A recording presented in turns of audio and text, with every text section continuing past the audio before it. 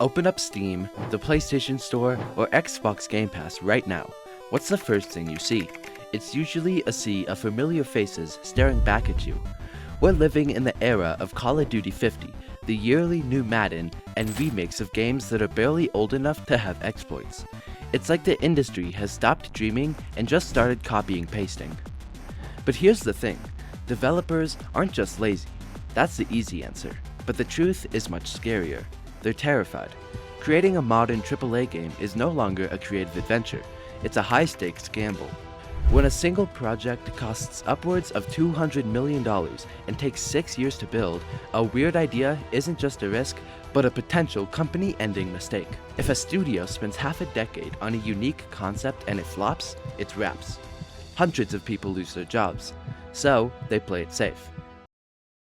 They polish the same mechanics we've been used to since 2012, slap on a new UI, and sell us a battle pass. It's profitable, sure, but it's starting to feel incredibly empty. We're getting the same game every time, just more polished, like an update. We've been conditioned to think that better always means more realistic. We spend hours watching trailers about 4K ray tracing, individual blades of grass, and realistic skin textures that look better than our own reflections. It's impressive for about 5 minutes.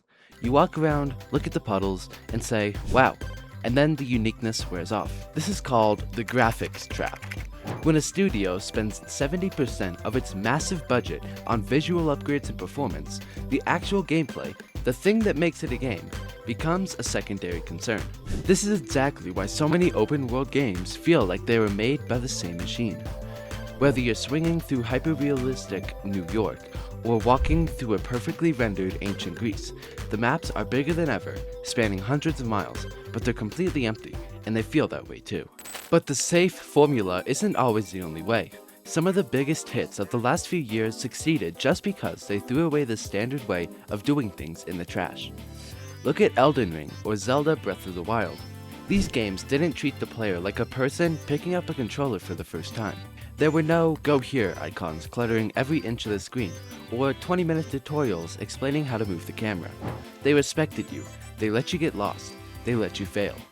And because they didn't hold your hand, the moment you actually discovered a hidden shrine or figured out a complex puzzle on your own, it felt like a genuine accomplishment, not just another checked box on a UI list. Even if you were completely lost, you could still try and figure out it over time. And that's a big part of why people love games like these. Take shrines from Zelda Breath of the Wild for example. Some of them are easy, some of them need thinking time, and some of them you have no clue how to solve. So you pack it up and leave, waiting for another day to come just so you can try it again. People spend hours trying to solve shrines because that's what's incredibly hard about the game, and what keeps it unique. Then look at games like Minecraft. They didn't spend their billions of dollars trying to chase photorealism. By using blocky or stylized graphics, Notch saved millions in development costs and years of crunch time. He took that extra energy and poured it into interactivity and other systems. 1 minute you could be collecting roses, and the next you could be swimming out to the middle of the ocean.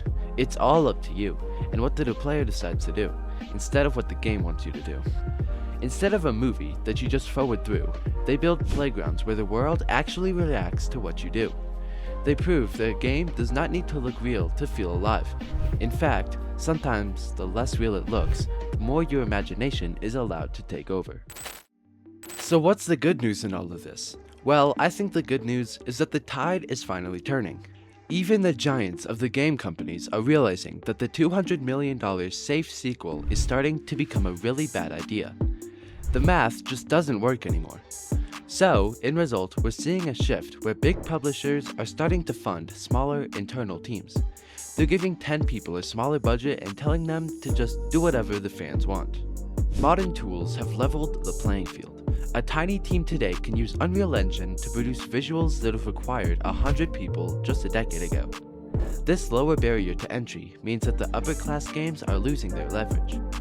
Take Lethal Company for example, a small indie game, but looks like something a AAA game could make, easily. The most exciting, heart-pounding ideas aren't coming from boardrooms filled with people in expensive clothes.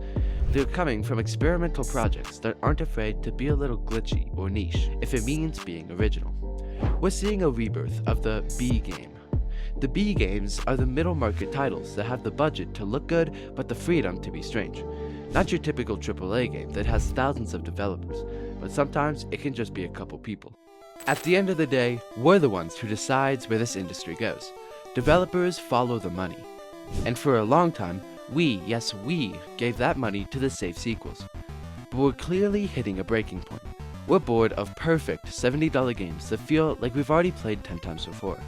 In fact, many people would actually take a flawed, experimental indie game with a soul over a polished, corporate sequel any day of the week.